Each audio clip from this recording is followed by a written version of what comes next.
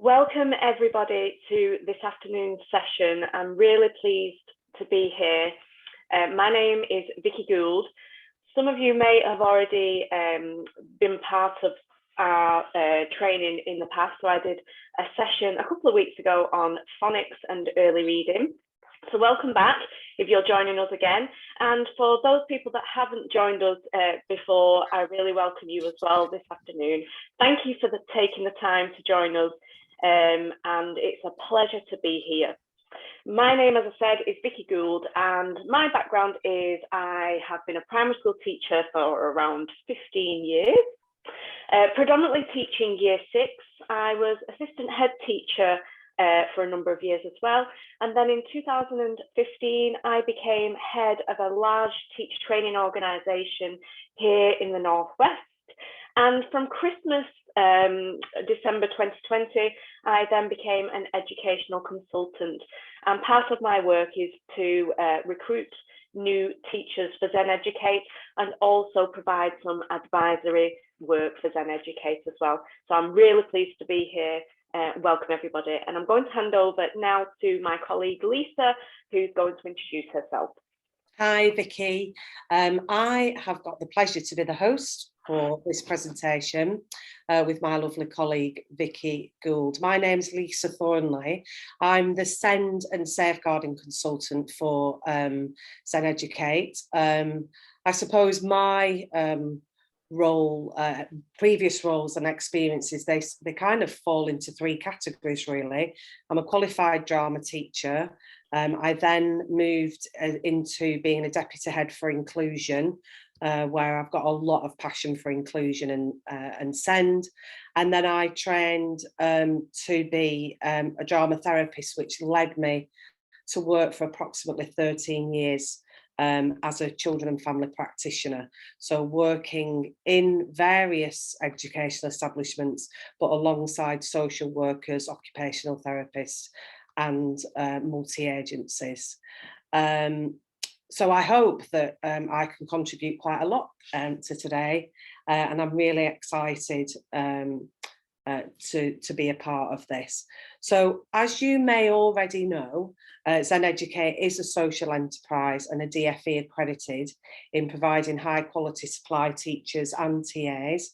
And we are proud to say that we are now accredited provider for the National Tutoring Programme, the NTP. And as such, we are running this workshop on reading comprehension today in order to ensure all our tutors have an up-to-date knowledge of the curriculum in order to deliver the high quality NTP sessions. So just before we start, just a reminder, you can connect with us via Twitter or Facebook. We share informative and useful information for teachers and TAs on there. And I will be, oh, and my light's just gone out.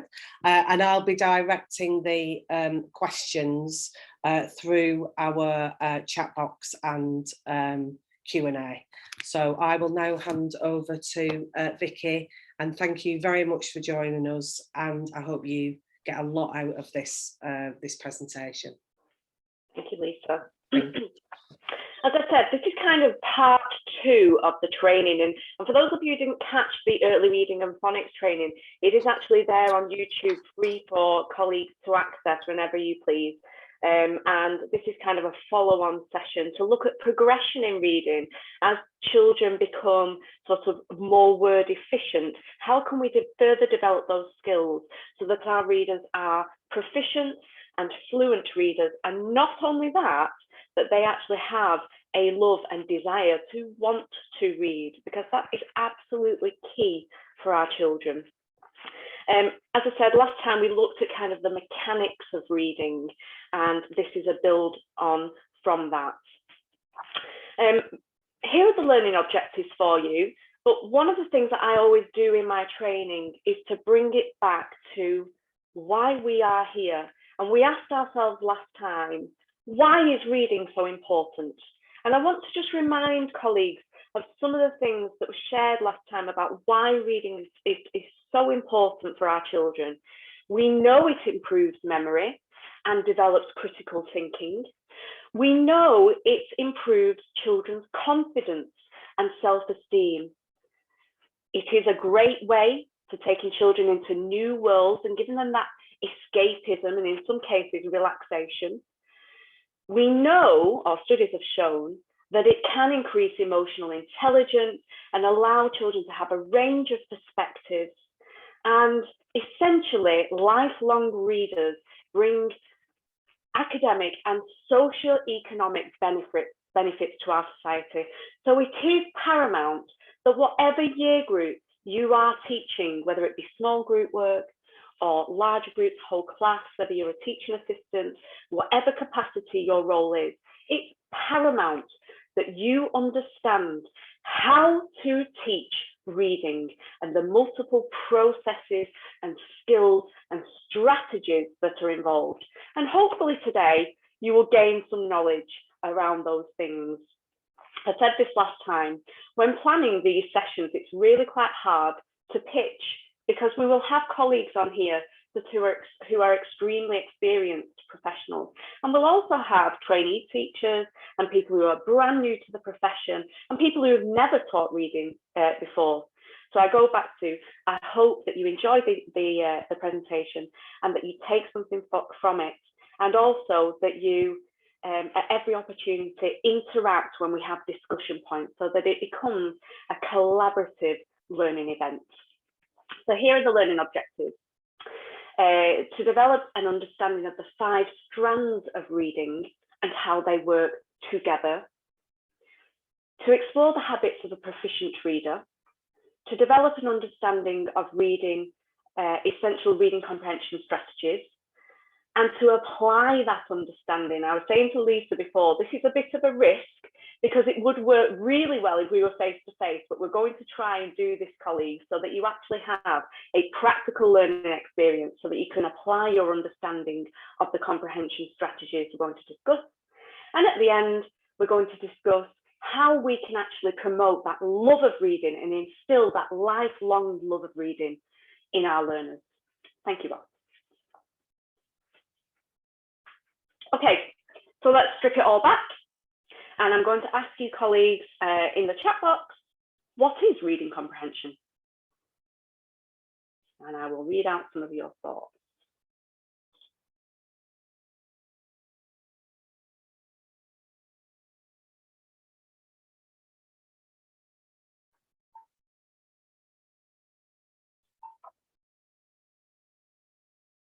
Being able to explain what they have read and the meaning.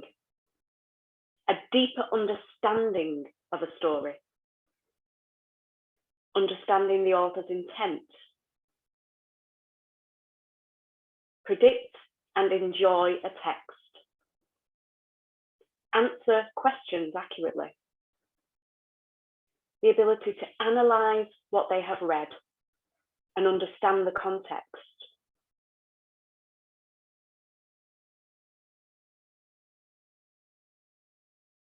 Understand characters' motivations.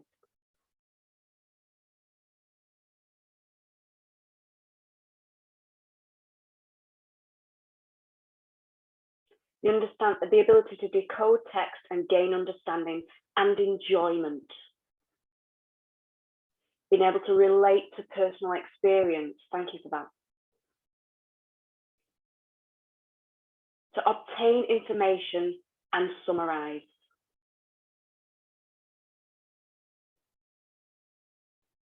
Wonderful, thank you, colleagues. That's really helpful.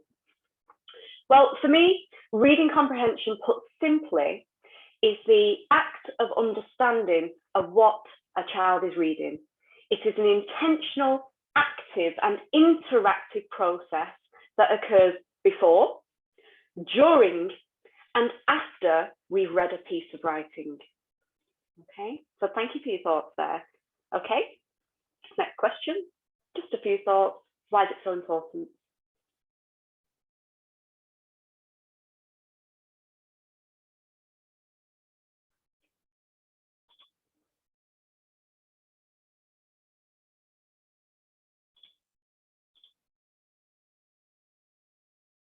Key life skill.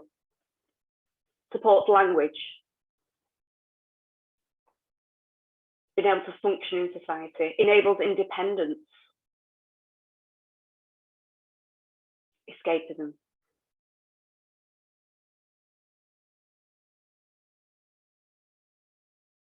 And yes, I agree. If we don't understand what we've read, then it is meaningless. Knowledge and clarity. Better understanding of other people's points of view.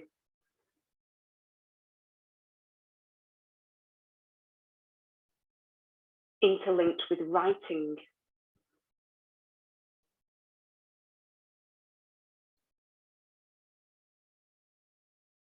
Supports all aspects of a child's development and self-confidence and communication skills. I absolutely agree. Without comprehension, colleagues, reading is simply following words on a page from left to right while sounding them out. It has no meaning. With no comprehension skills, children will not be able to make predictions, monitor their understanding of the content, and connect ideas. Thank you so much for that. Next slide. Thank you, Ross. Okay, so this slide shows us the key components of reading. And I have to say, the first two components are very much deliberately planned and delivered within early years and Key Stage 1. And the following three, you usually start to build upon in Year 3 and throughout Key Stage 2.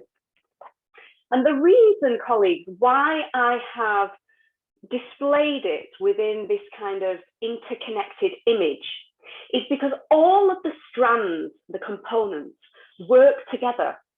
They are woven together. And without one, if one breaks down or isn't fully consolidated, then the rest all fall down. So it's really important that we see this process as an interconnected, collaborative approach to becoming a fluent and proficient reader. So let's talk through the steps. We talked through the first two steps last time. Step one is the first building block. It's about phonemic awareness. And you'll notice that in the root of that word is the word phoneme, which is the smallest unit in a sound. And we talked very much about this last time. And there are 44 phonemes that our children need to learn. And these sounds make up words. And children need to identify sounds and put them together. They are the very foundation of reading. It's about children pulling sounds apart or segmenting them, and then putting them back together or blending them. And again, last time we looked really closely at that key terminology associated with phonics, which is quite complex. Step number 2 is phonics itself. And that's about, our children being aware that there are 26 letters in the alphabet, but there are 44 sounds. And let's face it, colleagues, phonics is hard. It's hard because as an English language, our language is layered on top of hundreds of other languages historically, and that makes spelling really difficult for children. And it's about teaching children explicit correspondences between letters and sounds, as well as them having the ability to blend sounds together. In order to move to stage number 3, children must have the ability to rapidly decode their words, almost with automaticity. Without that automatic recall, step number 3 simply will not work. And now let's have a look at what we mean by fluency. Fluency in a reader is the ability to decode accurately and smoothly. It's about bridging the gap between word recognition and comprehension. It's about children needing guided practice and lots of practice to do this. This doesn't just come without that. They must be exposed and have lots of practice and models, explicit models to show them what fluency looks like. It's about our children then becoming aware of things like punctuation and then having the ability to read together, collaboratively with the class, with their peers. It's about the ability to read accurately and quickly. And with that, we will then move on to vocabulary. And I have to say, stage 4 and 5 are very much connected. It's all about being able to read for meaning. With poor vocabulary, colleagues, research shows that when we read something that we're not familiar with, in the majority, it will impact on our comprehension. So our children must have a rich vocabulary and be exposed to that range of vocabulary in a rich curriculum and context. And then we have step number 5, which relies on all of the above. And that's comprehension. And there are several components, subcomponents to comprehension. It relies on a proficient vocabulary bank. It relies on metacognitive strategies, an understanding of text structures, sentence construction, grammar. And it's all about having a broad knowledge of all of these things and having a broad knowledge of the subject in which children are reading about, and for them to connect ideas, existing ideas, in order to form that further understanding whilst they're reading the text when they're looking at new ideas. Now, I go back to colleagues, it's important to really think about the components of reading looking like this, because if one strand breaks, it hurts the integrity of a good reader. A proficient reader should be able to flow between all of these components effortlessly. Okay, so when we're thinking about progression of readers, we need to identify, especially for those children, you know, who are struggling readers, what aspect of this is it? Can we dig deeper? Can we identify the gap? Do they need more modelling and fluency? Is it something to do with the phonetical awareness? What is it that really is causing that barrier to them becoming a proficient reader? Can I interrupt you there, Vicky, if that's all right? Oh, yes, please. Because I absolutely love the interconnection, you know, the connected and the collaborative reader. I love that metaphor, you know, the picture. So can you go from one, so you go, what I'm assuming is you go 1, 2, 3, 4, 5, but in order to be a reflective practitioner in your classroom, like what you've just said, you then reach the comprehension and then you can understand in order to be a better differentiation in your classroom, talking about inclusion here and SEND, you could then go back to actually 3 children in my class are struggling with fluency. Does it work that way? Exactly that, exactly that. And the, you know, the impact of the pandemic, and again, I talked about my children last time, but my daughter in particular has missed the great, you know, the great part of her reception learning and her year 1 learning. Yeah. So if we're thinking about sort of where she's up to, she has some ability to connect ideas, she has some quite a broad vocabulary, but her phonetic awareness or knowledge of phonics and specific phonemes is not yet concrete. Yeah. So it is about recognizing that and providing that I suppose personalized approach to reading. Yeah, that's brilliant. And that's really effective to use for the NTP awareness, isn't it? Yeah, absolutely. Oh, thank you. Sorry to interrupt. Thank you, Lisa. Thanks. Okay, thank you, Ross. Okay. And again, I showed you this last time, and this is something that's been around for a long, long time, but I just like it because it's a simplistic way of looking at what reading is. And a good reader will have both language comprehension and good word reading skills. And it shows here, this represents sort of 2 axes and 4 quadrants. And actually, we need to make sure that the 2 dimensions are consolidated and fully embedded for our readers to go off and be competent and develop that love of reading, because if they are not, and there's barriers to learning them, very often our children will struggle and never ascertain that love of reading as they go through their next stage of education. Children need both of these skills, and both of these skills require very different sorts of teaching. We're going to look at the language comprehension teaching approaches shortly. Both need very different sorts of teaching for children to be successful. And again, I was looking at a piece of research by Durham University, which was a published report, which talks about talking to children when they are reading and the power of talk. And a little quote I've just written down, it says, this is by Stuart Button, he said, attention to the form, structure and relational meaning of language is the basis of an aesthetic attitude towards language and reading. And this is grounded in quality talk. Oh, I love that. That's really quite interesting and really resonated with me. So the other thing to bear in mind when we're thinking about approaches, and this is not just associated with reading, I would really strongly recommend that colleagues look at the principles outlined by Rosenshine, who is a very well-known professor in the US. And when you are delivering any lessons, colleagues, it's all about understanding that cognitive science. So actually, when we're delivering, are we reviewing previous learning for at least 5 to 8 minutes? That's absolutely crucial. And then are we presenting new information in very small chunks so it's absorbed in the working memory? Are we asking the right questions? Are we providing explicit models and examples?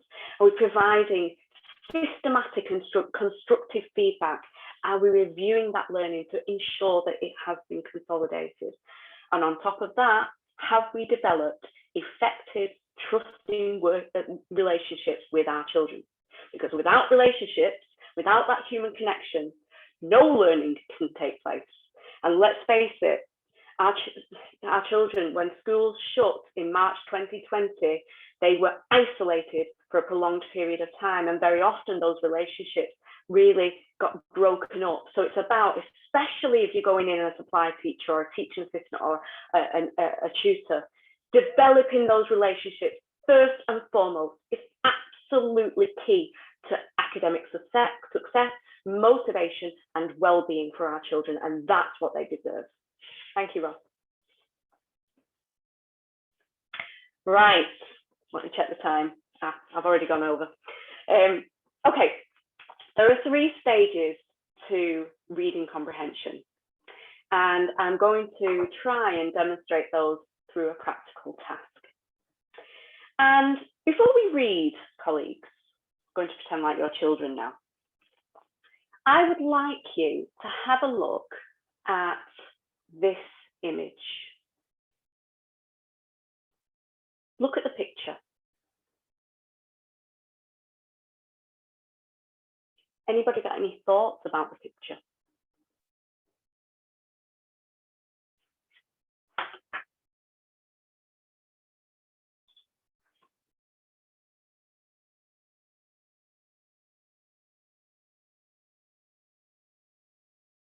Lovely, snowy, magical scene.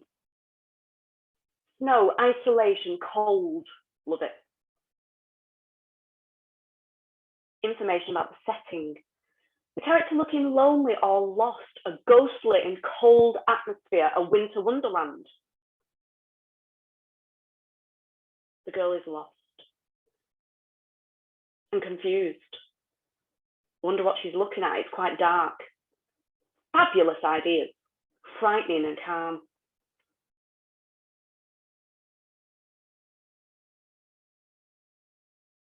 There's a figure in the distance. A kingdom in the distance.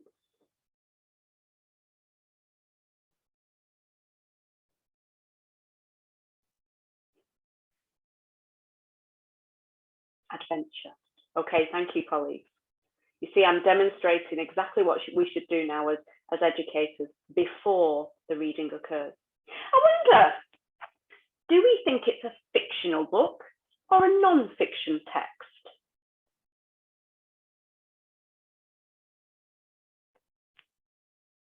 Everybody's saying fiction. Can you explain why you think it is fiction?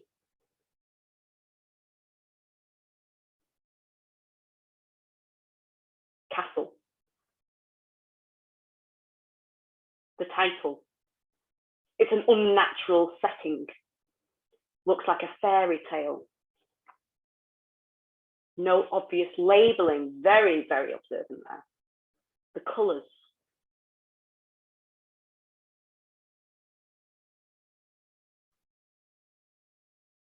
A witch is a mythical character. Really good ideas here. See, we've not even opened the book, and we've also already got some sort of connection with what may happen.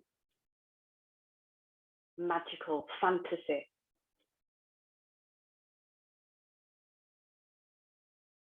Okay. Some of you have already picked up on this, but I wonder, the little girl in the picture is called Lucy. She's only 7 years old. Have a close look at her face.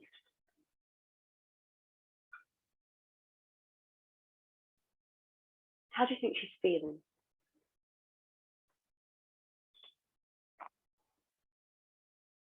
Puzzled, scared, anxious, hesitant, confused, bewildered, worried, uncertain, lost, discontented.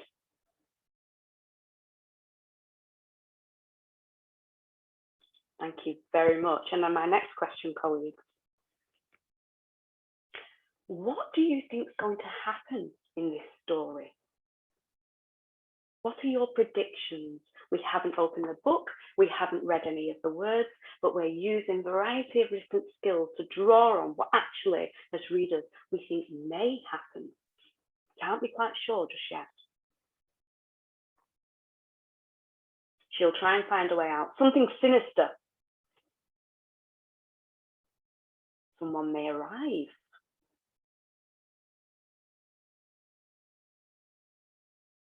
The lamp will go out.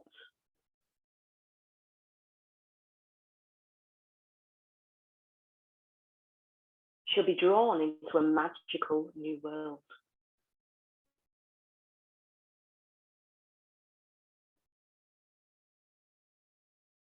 Fantastic. I love it. My last question before we open the book, colleagues. What do you think is inside the castle?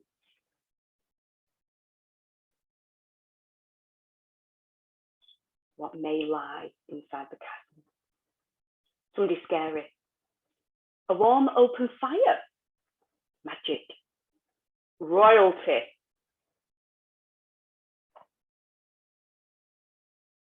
Food. A place full of excitement. Wow. A witch. Prince Charming.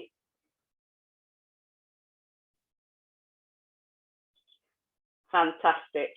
Okay, thank you, Ross. Really good ideas there. Thank you for coming along with me during that discussion. Okay, essentially there with children, before we open the book, we've previewed the text. You might do a picture walk through there, through the text. We've built background through the use of questioning. We've made predictions, which is very important when you are a fluent reader and a competent reader. We set a purpose for reading. I'm hoping now that you actually want to open the book, colleagues. So don't forget the power of the threefold approach. And before reading has a really, really important place in developing a love of reading and competent readers. See how this would have worked a little bit easier if we were face to face, but you're making my life easier, so thank you very much. Thank you, Ross. Okay, I apologise because you can't quite see all of that, but I've got it in front of me, so I will read it to you. This is part of the text.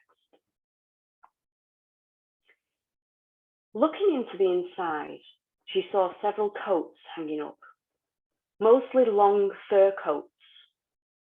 There was nothing Lucy liked so much as the smell and feel of fur.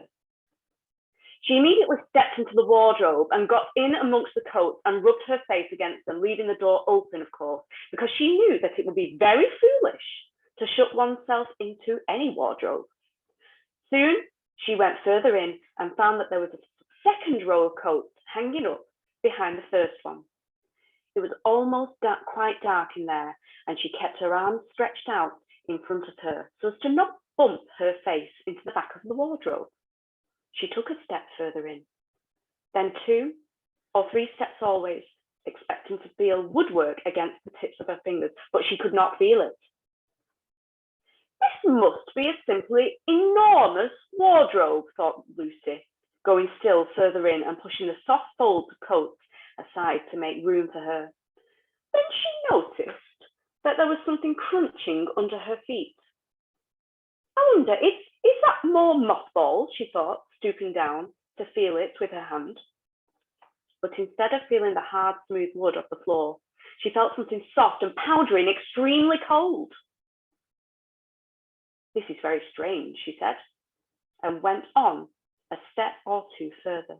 Next moment, she found that what was rubbing against her face and hands were no longer soft fur, but something hard and rough and even prickly. Why is it just like branches of trees? Exclaimed Lucy.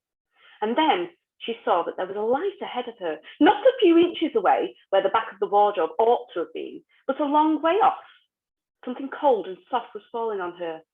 A moment later, she found that she was standing in the middle of a wood at night time with snow under her feet and snowflakes falling through the air. Lucy felt a little frightened, but she felt very inquisitive and excited as well. She looked back over her shoulder, and there, between the dark tree trunks, she could see the open doorway of the wardrobe and even catch a glimpse of the empty room from which she had set out. She had, of course, left the wardrobe door open, for she knew it was a very silly thing to do to shut oneself into a wardrobe. It seemed to be still daylight there. I can always get back if anything goes wrong, thought Lucy. She began to walk forward, crunch, crunch over the snow and through the woods and the other lights. In about 10 minutes, she reached it and found it was a lamppost.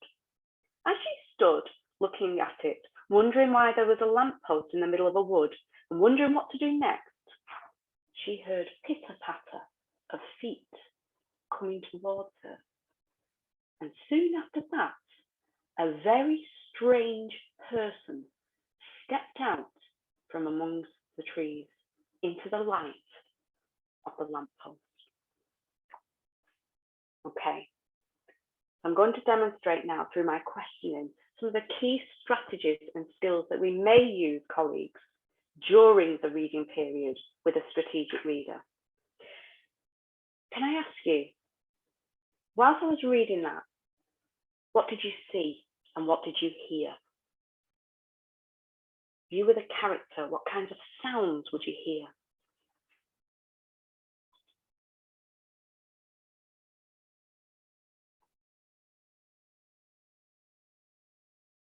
Crunching under the foot, nature, soft fur, the howling wind, coldness,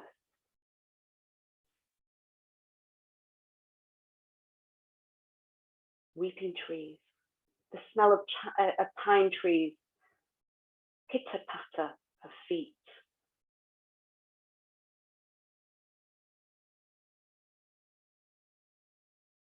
Light in the distance.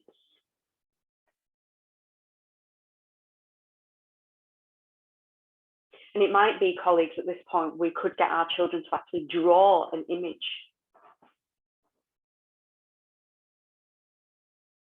I wonder, at the end of the text, if we look back, there is a strange person amongst the trees. Who do you think this is? What do you think they look like?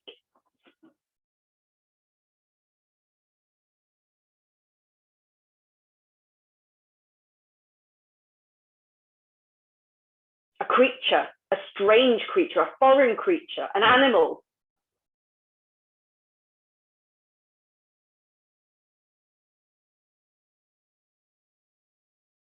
A furry creature. Something scary. Maybe a tree creature. A lion.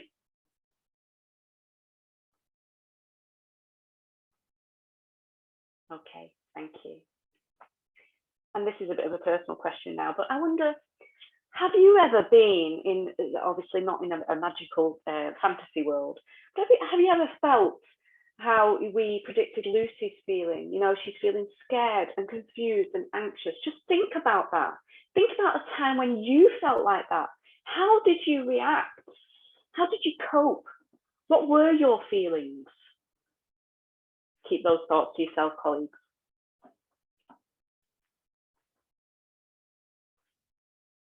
Okay, thank you, Ross. So during reading, there are some key strategies that we must explicitly ensure children are able to do.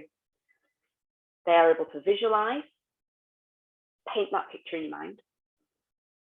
They are able to ask questions, and the teacher can help them clarify and focus their reading, looking at characters and topics and settings.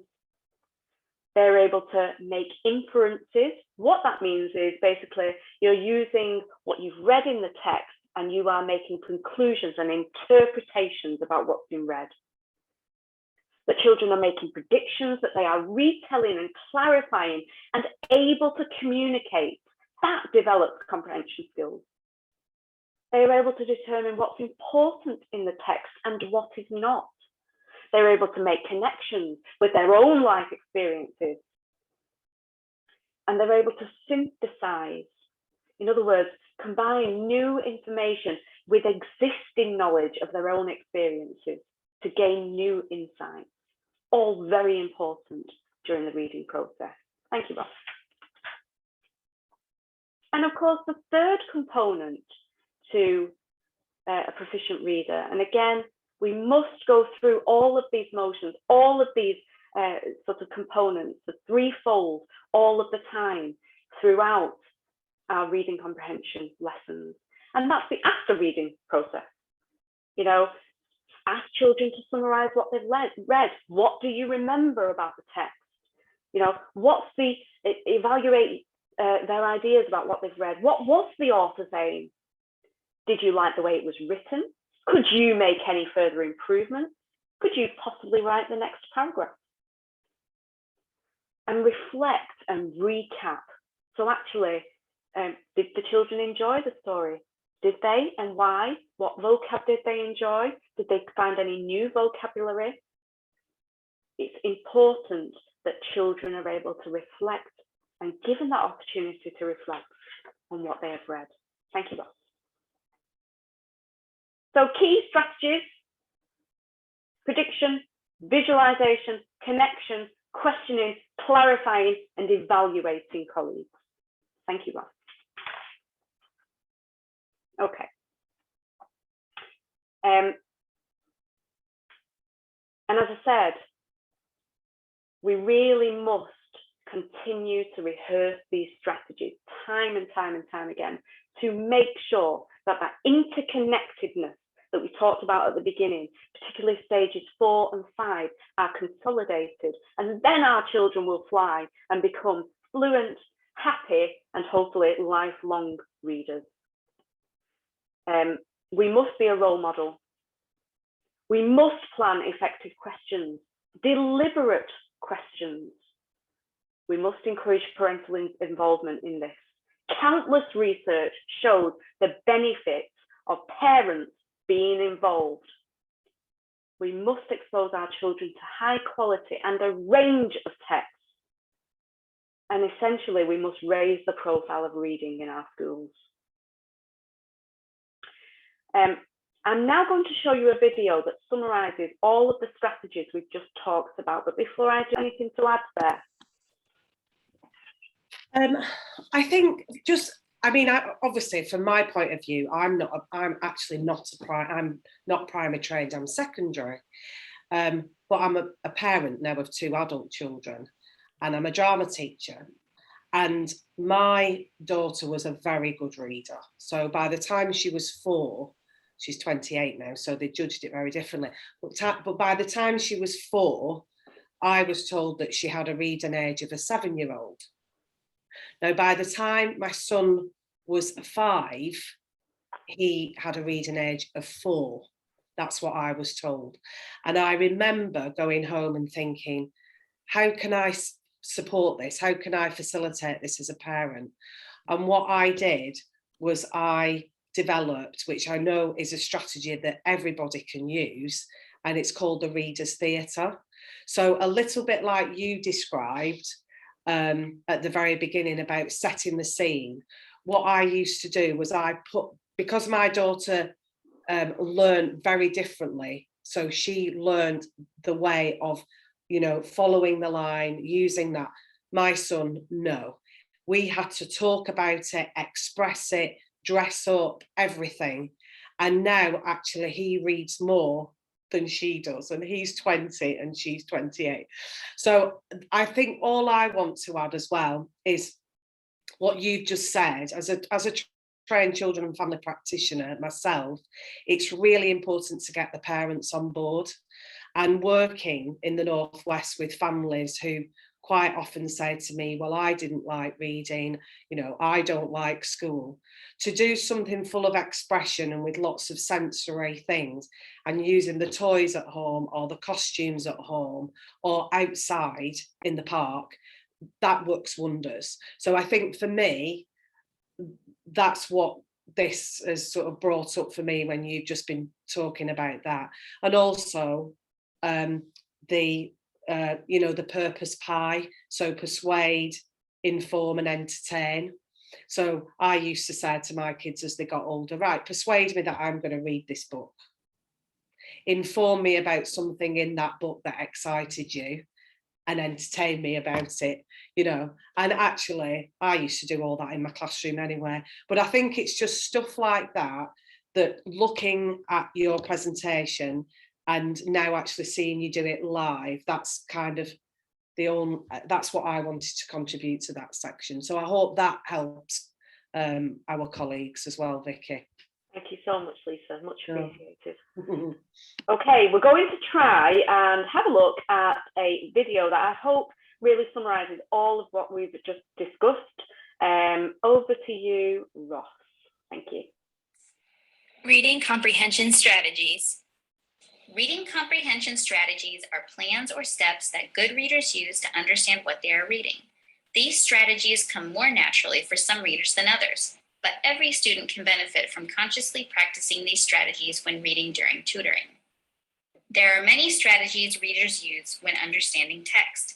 In this video, we will cover 4 important ones: making connections, retelling, asking questions, and making predictions. To make these important strategies more concrete, let's look at how we could use them when reading The 3 Little Pigs with a student. Making connections.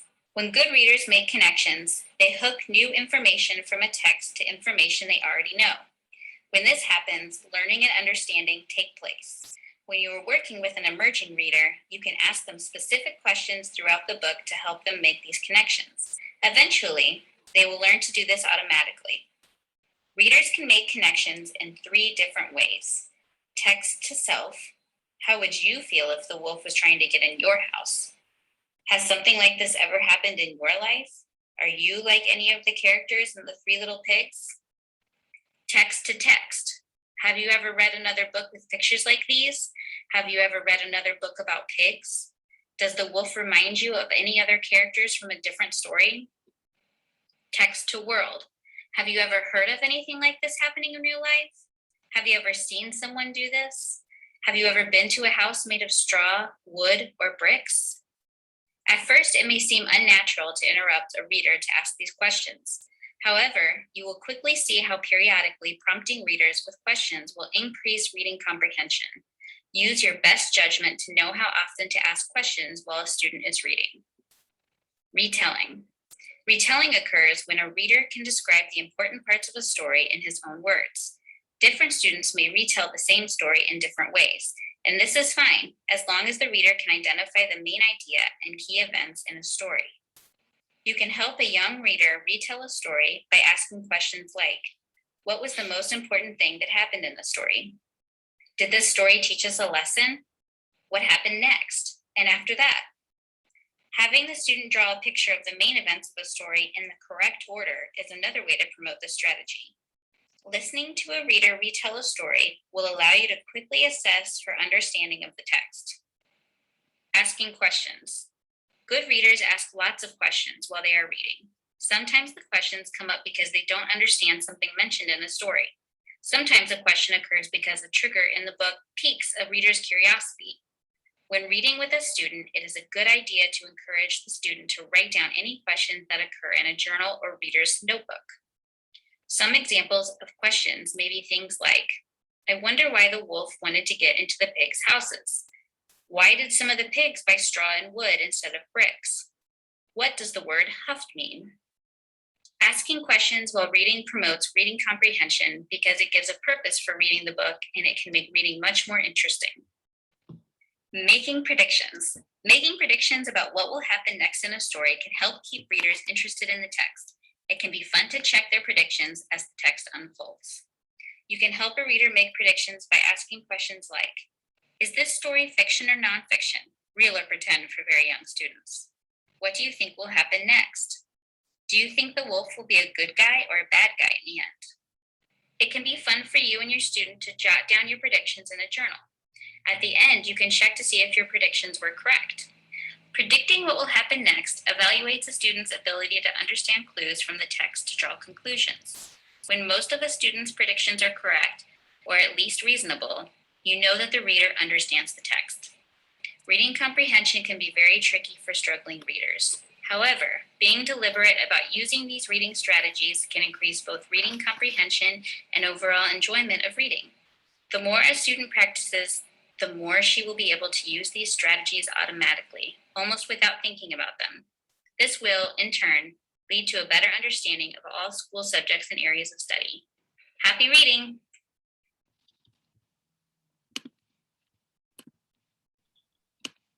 Happy reading. Thank you for that. Okay, next slide, please, Ross. That was really good, Vicky. I'm going to interrupt because I really liked that. And you know, when often we do say, don't we, to parents, or actually as a teacher, we say to teaching assistants, you know, we'll try not to interrupt, you know, we want to develop fluency, when actually that's what we should do. That resonated with me, but I'm not sure I quite like the word interrupt. I don't know whether it's because, so I quite like the word investigate. Yeah.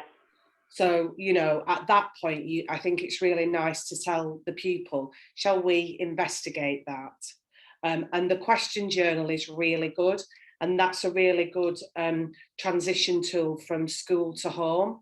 So, you know, working parents, when they're cooking or they're putting their washing away, it's really nice to sort of say, right, now we've done our reading, I want you to go and write 3 questions that we can talk about in 10 minutes, and the parent can go and do what they need to do. And that's a really good transitional homeschool tool. I just wanted to add that. Yeah, I agree, absolutely. And it's simple to do, you know, it's not over. No, exactly. Yeah, exactly. Wonderful. Okay, I'm hoping that kind of summarised everything that we've talked about so far, colleagues, in terms of reading strategies and being deliberate about those approaches to reading and the components of reading. And I'm hoping also if you joined in last time that you very much feel like it builds on what we talked about last time in terms of early development in reading and the importance of talk. One thing that we are absolutely responsible for is to develop and foster a reader's desire and engagement so that they want to pick up a book.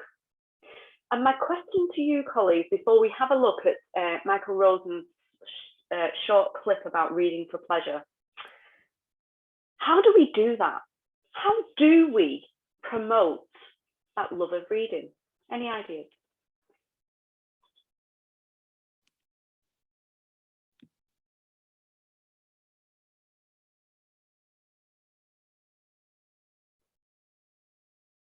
Exposing them to different texts, role play, Lisa picked up, absolutely.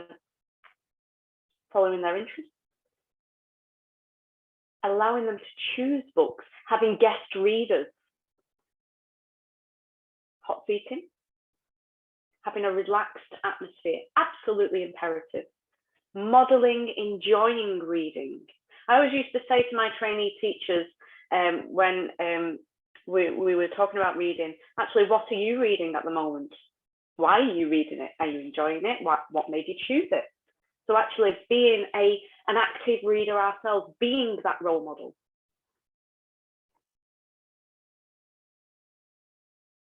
Providing the right environment. I think that ties very much into that relationship creation. So important.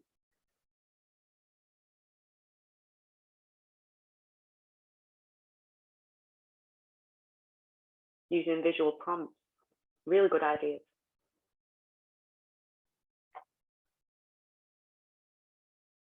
Buddy up reading. The use of voice and body and images. Again, something we used to talk about with trainee teachers a lot. When you're reading to children, how are you using that intonation and expression to draw and hook them in? It is a skill in itself, and it's something that colleagues out there are not as confident must practice before we enter the classroom. Using costumes and role playing, love it, different voices. Fantastic, thank you for that. Yeah, other things, I mean, we could do things extracurricular. We could start a book club so it becomes an ethos around the school. We could invite authors in. We could have theme reading activities and themes across the curriculum. We could involve all the staff in reading. We could make reading a fun part of the timetable where it is relaxed. When I was in year 6, we used to have 15 minutes a day of looking at reading, where every child had a text, and we actually had the Chronicles of Narnia, and we just created that relaxing environment. We turned the lights down, we put some music on, and we just enjoyed reading for what it is. Again, a colleague there, a daily reading slot, something I think in a very let's say hectic curriculum that we sometimes lose sight of. If we want children to have a desire for reading, we must provide the opportunities for them to read over a prolonged period of time. Ross, we're going to have a look at Michael Rosen's ideas, just a very small clip looking at ways of promoting reading. So one of the great ways to think about reading for pleasure, to get parents in to talk about reading for pleasure to start off with, is the benefits that it brings. And we know one thing for certain, that if children read widely and often, it has many, many beneficial effects for them. Some of those we can say, well, it's in terms of attainment in schools.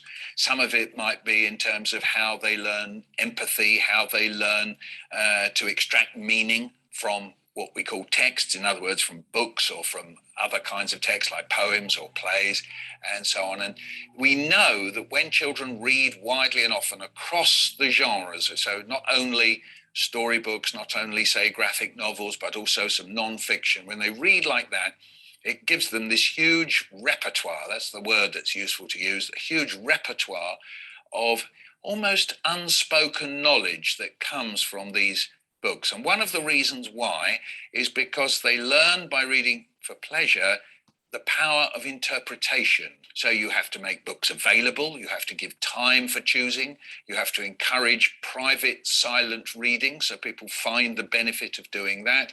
You have to avoid closed-ended questions that simply have yes/no answers to them when you read a book. So you have a chance to speculate about things like what might happen in a book, or what you found fun, or what would happen if you could interview the writer, what would you ask the writer? Act out books, make the books come alive by doing performances of one sort or another. Get parents and the community involved in lots of different ways.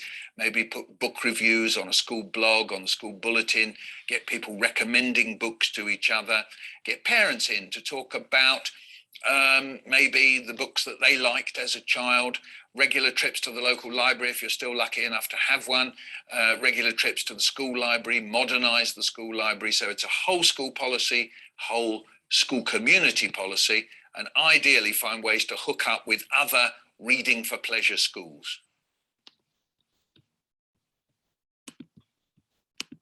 Thank you very much for that. Thank you, Ross.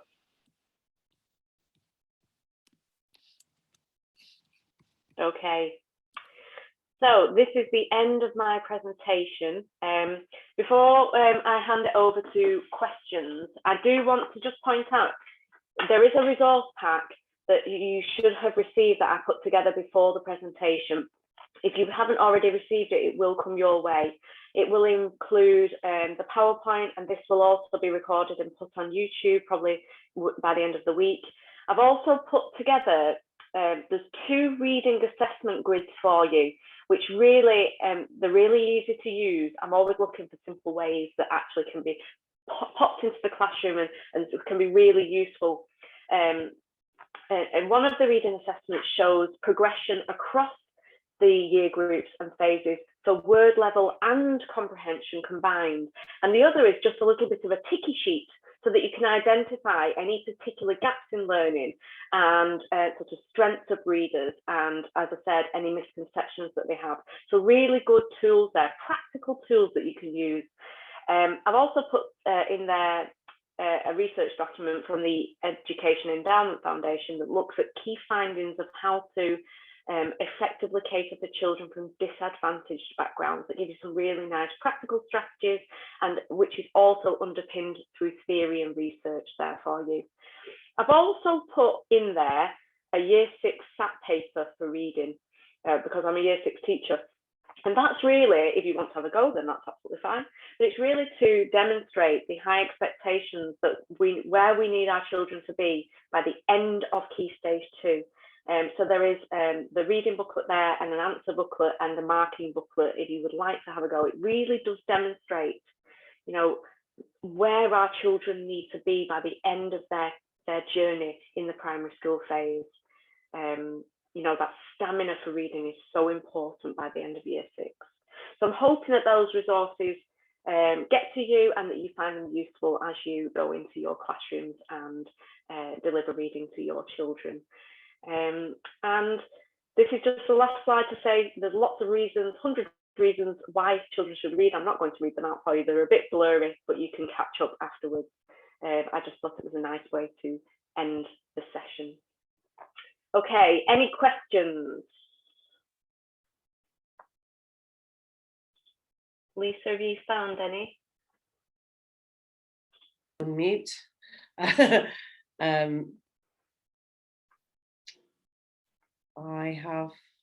I've just answered one. I've not got any yet. I'm just trying to. I've seen one here, Vicky. So how do we engage EAL or bilingual pupils who can struggle with words, try graphic novels, but any other ideas? Oh, thank you, Ross. I can't seem to find that. Thank you. Thank you for that, Ross. To be honest, I would say that the approach that you would, you know, if that's a barrier to learning, it's a barrier to learning, not just reading. And so you would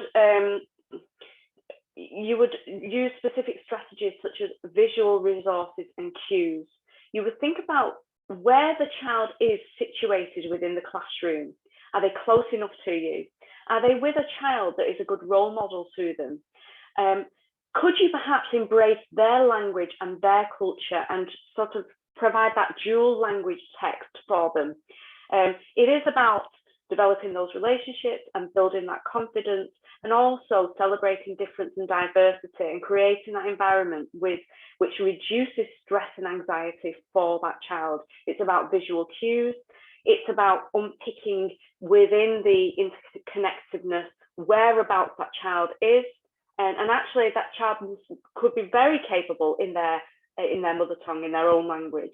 So actually, are we identifying what actually the barrier is? Are we digging deep enough? And that's where those core key assessments that I sent out before the workshop will come in handy when you enter the classroom and, you know, work with a child with those needs. Any ideas, Lisa? No.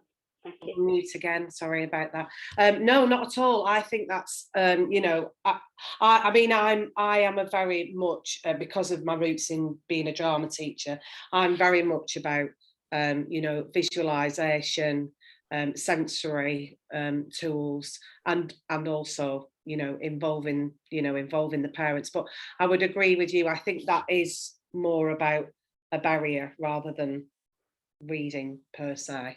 You know. Absolutely. And somebody's put here, thank you, Ross, for sending me this. How do you prevent a reading club from becoming monotonous? Yeah. Have fun.